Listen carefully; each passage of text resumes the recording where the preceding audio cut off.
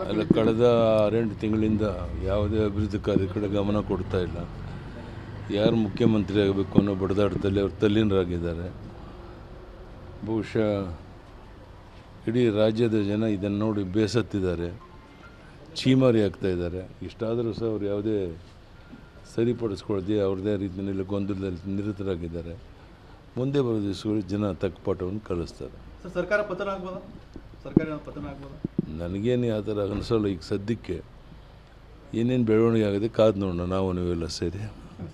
ಅಲ್ಲ, ಕಳೆದ 6-8 ತಿಂಗಳಿಂದ ಯಾವುದೇ ಅಭಿವೃದ್ಧಿ ಕಾರ್ಯ ಕಡೆ ಗಮನ ಕೊಡ್ತಾ ಇಲ್ಲ.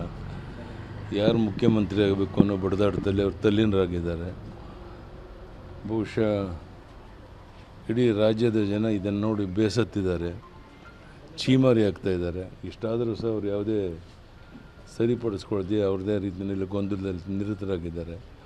ಮುಂದೆ ಬರೋ ದಿವಸಗಳಲ್ಲಿ ಜನ ತಕ್ಕ ಪಾಠವನ್ನು ಕಲಿಸ್ತಾರೆ. ಸರ್ಕಾರ ಪತನ ಆಗ್ಬೋದಾ? ಸರ್ಕಾರ ಪತನ ಆಗ್ಬೋದಾ? ನನಗೇನು ಆ ಥರ ಅನಿಸೋಲ್ಲ. ಈಗ ಸದ್ಯಕ್ಕೆ ಏನೇನು ಬೆಳವಣಿಗೆ ಆಗಿದೆ ಕಾದು ನೋಡೋಣ ನಾವು ನೀವೆಲ್ಲ ಸೇರಿ.